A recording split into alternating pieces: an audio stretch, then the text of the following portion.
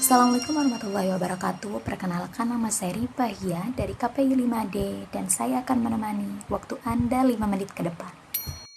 Hari ini kembali lagi dengan saya di dalam tema Learning Journal pertemuan ke-1 di minggu kali ini, di mana kita akan membahas tentang apa sih pengantar dari berita dan investigasi ini. Mari kita telusuri bersama-sama. Baik, pertama-tama di sini saya akan menyampaikan bagaimana pengantar dari teknik reportase dan investigasi berita. Karena di dalam pertemuan pertama ini kita akan membahas tentang bagaimana teknik reportase dan investigasi berita. Di sini kita membahas pengantar yang akan mengantarkan kita ke dalam materi-materi lebih dalam yang ada di mata kuliah ini. Baik, kita akan mengawali yaitu bagaimana teknik reportase, di mana ada dua kata. Yang pertama adalah teknik dan kedua adalah reportase. Apa itu teknik dan apa itu reportase? Ayo kita ulik bersama. Menurut kalian teknik itu apa dan reportase itu apa? Dan menurut saya, yang saya ketahui yaitu adalah teknik adalah cara dan reportase dalam bahasa Inggris itu adalah report atau melaporkan. Jadi secara singkatnya adalah teknik reportase adalah cara dan reportase adalah report, melaporkan. Jadi bagaimana cara melaporkan sesuatu tersebut? Nah, kebetulan di sini adalah membahas tentang berita.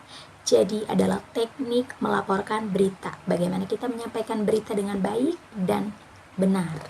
Dan apa itu investigasi berita? Jadi investigasi berita itu adalah menelusuri, mencari tahu berita itu benar atau tidak benar.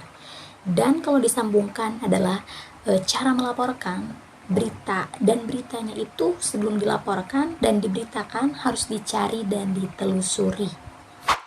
Jadi setelah membahas ini, kita itu ada membagi kelompok, ada memaparkan tentang RPS, apa yang harus kita lakukan di dalam mata kuliah ini, dan apa saja yang harus kita patuhi sebagai mahasiswa KPI 5D yang mengambil mata kuliah ini.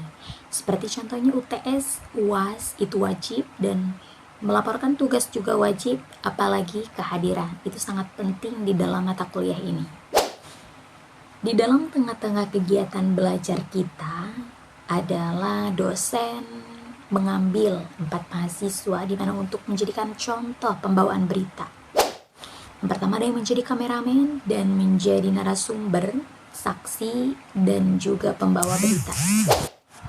Pada saat pemilihan 4 mahasiswa itu untuk dijadikan contoh, disitulah diuji ketenangan saya, karena bagaimanapun saya itu belum berani, karena masih dalam tahap belajar dan hanya ingin belajar dulu. Dan kalian bisa merasakan apa yang saya rasakan pastinya.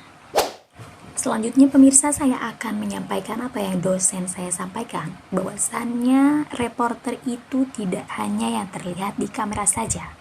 Seperti contohnya, reporter itu bukan seperti yang dilihat oleh kita tentang pembawa acara ataupun narasumbernya ataupun wartawannya, tetapi yang tidak terlihat pun itu adalah seorang reporter. Seperti contoh kameramen, itu kan tidak terlihat ya. Dan juga ada yang menulis berita dan ada beberapa yang tidak terlihat di belakang layar. Itu juga sama disebutnya reporter. Seperti yang kita lihat, seorang reporter itu tidak mudah untuk menjalani pekerjaannya sebagai pelapor berita atau pencari berita yang benar. Tetapi seorang reporter itu adalah sangat penting ketika memiliki tim yang baik dan sangat baik untuk bekerja sama. Jadi setiap pekerjaan itu ketika kita lihat yaitu semuanya memang enteng ya pemirsa. Tetapi tidak seperti yang kita lakukan atau kita rasakan. Bahwasannya ketika kita sudah melakukannya, semua pekerjaan itu sama.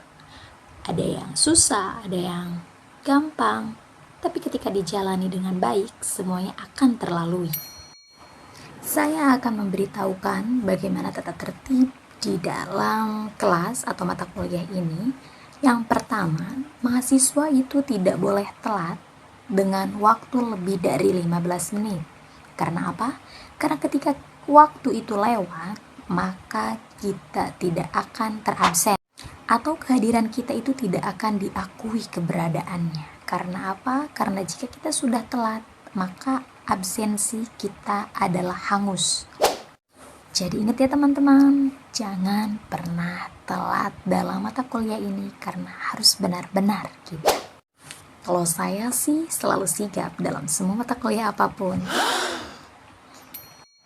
Mungkin cukup sekian apa yang saya sampaikan, karena selebihnya atau materi lebih banyaknya kita akan bahas di minggu-minggu yang akan datang, karena di minggu ini hanya speak-speak pengantar.